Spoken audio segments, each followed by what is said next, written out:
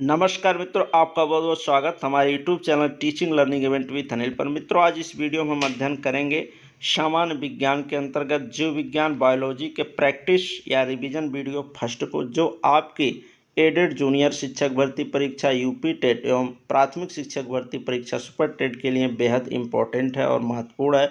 इस वीडियो में आपको सभी महत्वपूर्ण एवं संभावित प्रश्न जीव विज्ञान के जो भी हैं आपकी परीक्षा के उद्देश्य से वो मिलेंगे और इन्हीं प्रश्नों में से आपके परीक्षा में प्रश्न अवश्य मिल जाएंगे। तो आप लोग पूरा वीडियो को देखें और अन्य अपने साथियों के पास शेयर अवश्य कर दिया करें। वीडियो अच्छा लगे तो लाइक ज़रूर करें और ऐसे ही प्रैक्टिस सेट प्राप्त करने के लिए आप हमारे YouTube channel teaching learning event with Anil को सब्सक्राइब कर लें, बेल आइकन का बटन दबा, जिससे जो भी वीडियो आपके रिवीजन प्रैक्टिस सेट है तो हमारे यूट्यूब चैनल पर अवेलेबल कराए जाए, आपको मिलते रहे।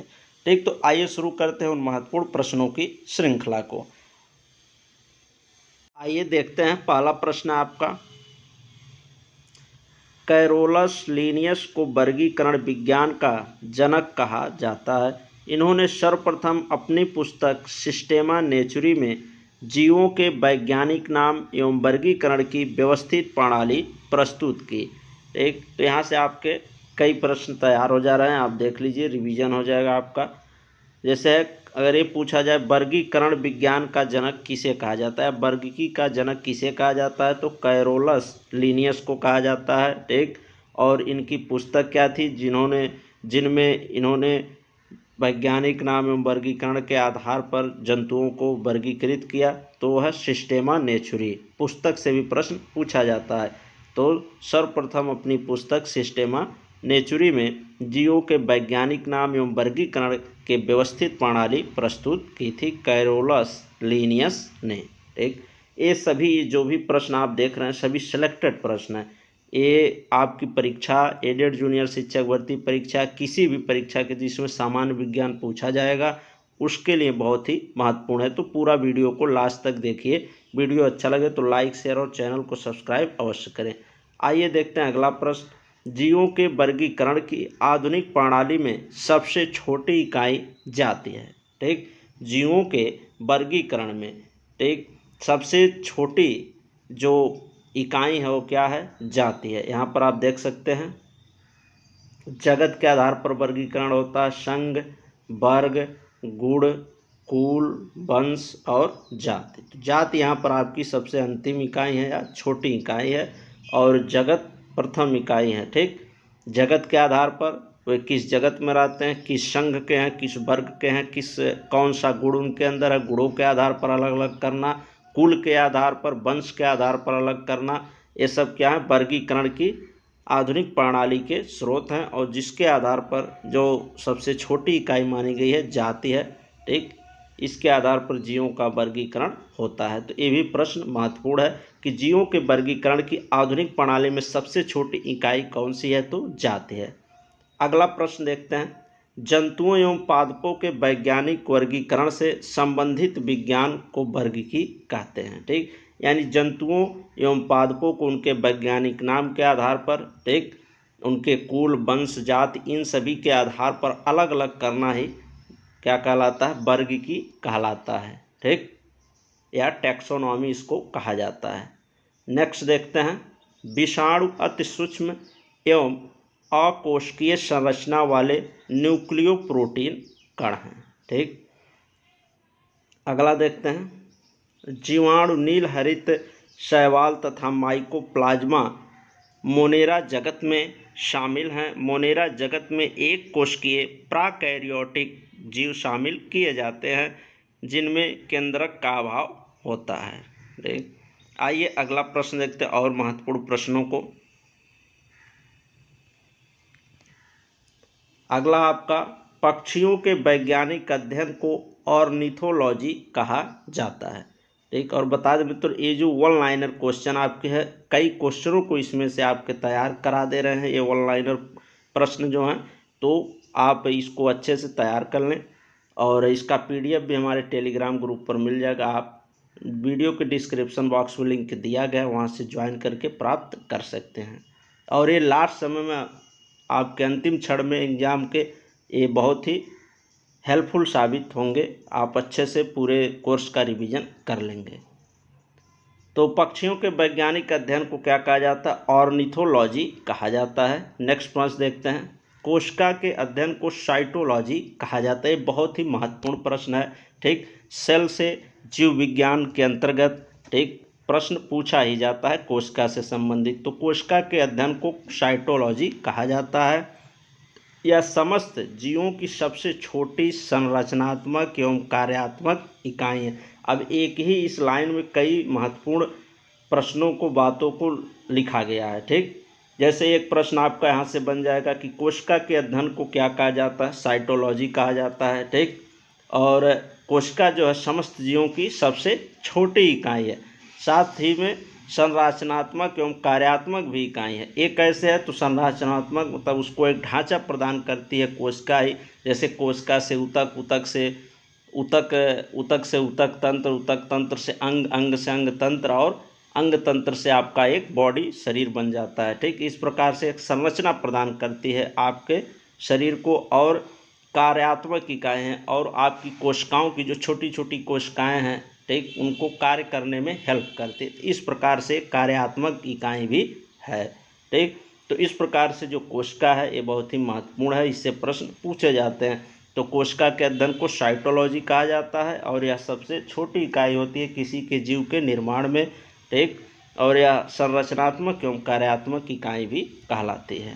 ठीक, नेक्स्ट प्रश्न देखते हैं, और मोस्ट इम्पॉर्टेंट प्रश्न है, कोशिका की खोज वर्ष 1665 में रॉबर्ट हुक द्वारा की गई। पूछा जाता है कोशिका की खोज किसके द्वारा और कब की गई? तो 1665 में कोशिका की खोज रॉबर्ट हुक के द्वारा की गई। नेक्स्ट प्रश्न देखते हैं, रॉबर्ट हुक को कोशिका विज्ञान का जनक कहा जाता है। ठीक, इन्होंने इसकी खोज की, इसलिए इनको कोशिका विज्ञान का जनक कहा जाता है, रॉबर्ट हुक को। अगला प्रश्न देखते हैं, कोशिका सिद्धांत का प्रतिपादन एम.जे. स्लाइडेन तथा थियोडर स्वान द्वारा किया गया था। कोशिका सिद्धांत अगर पूछा जाए किनके द्वारा दिया गया, तो स्लाइडेन तथा स्वान दो वैज्ञानिक थे, इनके द्वारा कोशिका के सिद्धांत को दिया गया। नेक्स्ट, मानव शरीर में पाई जाने वाली सबसे छोटी कोशिका शुक्राणु होती है, जबकि सबसे बड़ी कोशिका अंडाणु होती है। ठीक, तो पूछा जाए मानव शरीर में उपस्थित सबसे छोटी कोशिका तो शुक्राणु, स्पर्म। ठीक, और जबकि सबसे बड़ी कोशिका की बात की जाए तो अंडाणु होते हैं। ठीक, नेक्स्ट अगला प्रश्न देखते हैं, प्रारंभिक तथा सरल संयोजन संरचना वाली कोशिकाएं प्राकैरियोटिक कोशिकाएं कहलाती हैं। ठीक, तो प्रारंभिक तथा सरल संरचना, ठीक, किसी कोशिका के निर्माण या अवस्था की जो प्रारंभिक स्टेज होती है एवं सरल संरचना पाई जाती है, उसको कहते हैं हम प्राकैरियोटिक। ठीक, कोशिकाएं ये क्या होती है? पूर्ण विकसित कोशिकाएं नहीं होती हैं। ठीक, इन्हीं को प्राकैरियोटिक कोशिकाएं कहा जाता है, जो प्रारंभिक तथा सरल संरचना वाली होती हैं। नेक्स्ट अगला देखते हैं, अगला प्रश्न आपका, यूकैरियोटिक कोशिकाएं पूर्ण विकसित कोशिकाएं होती हैं। अभी आपने देखा प्राकैरियोटिक कोशिकाएं, तो उसमें क्या था? वो पूर्ण विकसित नहीं होती है, प्रारंभिक और सरल संरचना वाली होती हैं। ठीक, यहीं पर यूकैरियोटिक जो कोशिकाएं होती हैं वो पूर्ण विकसित कोशिकाओं को कहा जाता है। ठीक, नेक्स्ट देखते हैं, माइटोकॉन्ड्रिया। मोस्ट इम्पॉर्टेंट प्रश्न आपका, माइटोकॉन्ड्रिया को कोशिका का ऊर्जा गृह, पावर हाउस कहते हैं। ठीक, माइटोकॉन्ड्रिया को क्या कहा जाता है? कोशिका का ऊर्जा गृह एवं पावर हाउस कहा जाता है, क्योंकि यहाँ पर जो ऊर्जा होता है सबसे ज़्यादा यहाँ पर ऊर्जा का भंडारण होता है, इसीलिए इसको ऊर्जा गृह कहा जाता है। ठीक, तो ये महत्वपूर्ण प्रश्न है, ये भी देख लीजिएगा आप। नेक्स्ट देखते हैं, ये भी मोस्ट इम्पॉर्टेंट प्रश्न है, लाइसोसोम को कोशिका की आत्महत्या की थैली कहा जाता है। ठीक, ये भी प्रश्न पूछा जाता है कि कोशिका की आत्महत्या की थैली किसे कहा जाता है? तो लाइसोसोम को कहा जाता है। अगला प्रश्न देखते हैं, जीवाणु की खोज लीवेनहॉक ने किया था। ये भी महत्वपूर्ण प्रश्न है, मोस्ट इम्पॉर्टेंट है। इसको आप अच्छे से इसमें सभी सिलेक्टेड प्रश्न को लिया गया, जिसका आप कम समय में एक अच्छा रिवीजन और तैयारी कर सकें। तो जीवाणु की खोज किसने किया? लीवेनहॉक ने किया था। अगला देखते हैं, तपेदिक या क्षय रोग एक संक्रमित रोग है जो माइकोबैक्टीरियम नामक जीवाणु से फैलता है। ठीक, तपेदिक या क्षय रोग जिसको टीबी कहा जाता है एक संक्रामक रोग है जो किस जीवाणु के कारण फैलता है, तो माइकोबैक्टीरियम नामक जीवाणु से फैलता है। यह एक जीवाणु जनित रोग है, ये ध्यान रखिएगा। नेक्स्ट प्रश्न देखते हैं, दूध से दही के जमने का कारण लैक्टोबैसिलस नामक जीवाणु होता है। ठीक, दूध से दही जमने का कारण लैक्टोबैसिलस नामक जीवाणु होता है। इसी के हेल्प से दूध से क्या होता है, दही बन जाता है। और इस प्रक्रिया को पूछा जाता है क्या कहा जाता है, तो किण्वन कहा जाता है। एक किण्वन की प्रक्रिया होती है दूध से दही जमने की, और किस जीवाणु के कारण होता है, तो लैक्टोबैसिलस नामक जीवाणु के कारण। अगला प्रश्न देखते हैं, विषाणु की खोज इवानोवस्की ने की थी, इसे सजीव एवं निर्जीव के बीच की कड़ी कहा जाता है। ये मोस्ट इम्पॉर्टेंट प्रश्न ये भी है। ठीक, तो यहाँ विषाणु की खोज इवानोवस्की ने की थी और सजीव तथा निर्जीव के बीच की कड़ी कहा जाता है विषाणु को, वायरस को। ठीक, और जीवाणु की खोज पूछा जाए तो यहाँ ऊपर आपने देखा ये लीवेनहॉक को कहा जाता है। ठीक, लीवेनहॉक ने जीवाणु की खोज की और विषाणु की खोज इवानोवस्की ने की थी। ठीक, ये ध्यान रखिएगा। अगला प्रश्न देखते हैं, विश्व का सबसे छोटा एवं सबसे बड़ा पुष्प बुल्फिया एवं रेफ्लेसिया होते हैं। ठीक, सबसे छोटा पुष्प क्या है, बुल्फिया, और सबसे बड़ा पुष्प रेफ्लेसिया।